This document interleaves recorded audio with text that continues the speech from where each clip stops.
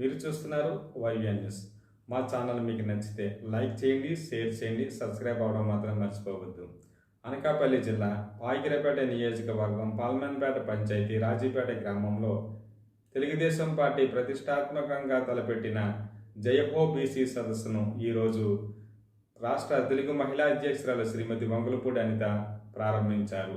ఈ సమావేశానికి ముఖ్య అతిథిగా రాష్ట్ర TDP organising secretary Yanamala Ramakrishna హాజరయ్యారు. ఈ సందర్భంగా ఈ సమావేశంలో లాలం కాశీనాయుడు మాట్లాడుతూ అధ్యక్షులు గింజాల లక్ష్మణరావు గారికి, పెద్దలు గౌరవనీయులు మండల పార్టీ అధ్యక్షులు చిట్టుబాబు గారికి, వేదిక నిర్వహించినటువంటి పెద్దలందరికీ, ఈ కార్యక్రమం ఇచ్చేసినటువంటి తెలుగుదేశం పార్టీ కుటుంబ సభ్యులందరికీ కూడా నా హృదయపూర్వక ధన్యవాదాలు, నమస్కారాలు తెలియజేస్తా ఉన్నాం. సోదరులారా, మనందరికీ తెలుసు 82-83 వరకు కూడా బీసీలు అంటే ఒక అణచివేతకి గురైనటువంటి పరిస్థితులు మన పెద్దలు అందరం చూశారు. నందమూరి తారక రామారావు తెలుగుదేశం పార్టీకి అధికారం వచ్చిన తర్వాత బీసీలని రాజకీయంగా కానీ ఆర్థికంగా కానీ అన్ని విషయాల్లో కూడా పెద్దపేట వేసినటువంటి పార్టీ తెలుగుదేశం పార్టీ.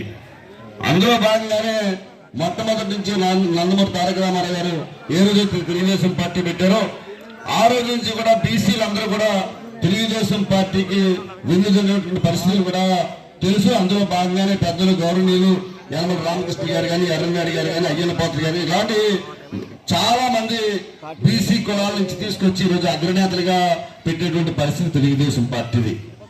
మరి ఈరోజు 2019లో మరి జగన్మోహన్ రెడ్డి కొన్ని కళ్ళబొల్ల మాటలు చెప్పి మన బీసీలను కూడా విడగొట్టి మరి అతను రాజకీయ లబ్ధి పొందిన తర్వాత ఈ 4.5 సంవత్సరాల కాలంలో మన బీసీ నాయకుల పైన అనేక రకాలైనటువంటి కేసులు పెట్టారు.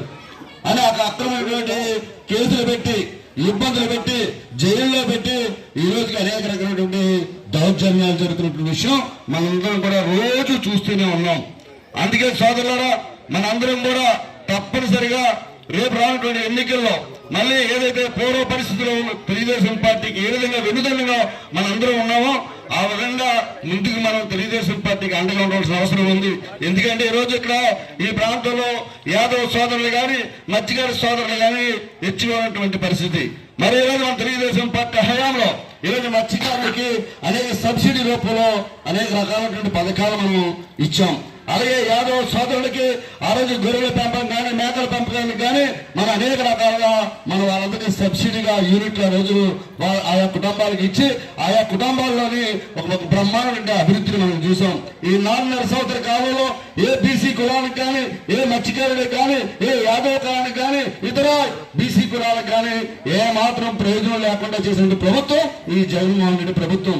అందుకే సోదరులారా, మీరందరూ కూడా ఆలోచన చేసి రానున్నటువంటి 2024 ఎన్నికల్లో తెలుగుదేశం పార్టీకి పట్టం కట్టాలి. ఈరోజు అనితమ్మ ఈ రోజు పార్లమెంట్ సెంటిమెంట్ గా ఈరోజు మంచి రోజు, తప్పనిసరిగా ఒక ప్రచారం చేసుకోవచ్చు, బీసీ జయహో కార్యక్రమం నిర్వహించుకోవచ్చు. నాకు సెంటిమెంట్ కూడా పార్లమెంట్ పార్టీ నుంచి ప్రారంభిస్తానని చెప్పి నాయకుడికి అందరూ చెప్పడం, అందరం కూడా పాల్గొనడం. మరి మీ ఆశీర్వాదానికి వచ్చినటువంటి అనితమ్మకి మీరు నిండు మనసుతో మీ అందరూ ఆశీర్వాదం ఇవ్వాల్సినటువంటి అవసరం ఉంది. తెలుగుదేశం పార్టీని మళ్ళీ గెలిపించుకోవాల్సిన బాధ్యత మన భుజస్కంధాలపై ఉందని చెప్పి ఈ సందర్భంగా మీ అందరికీ మనవి చేస్తూ ఈ చక్కటి అవకాశం ఇచ్చిన మీ అందరికీ నా హృదయ. మా ఛానల్ మీకు నచ్చితే లైక్ చేయండి, షేర్ చేయండి, సబ్స్క్రైబ్ అవ్వడం మాత్రం మర్చిపోవద్దు.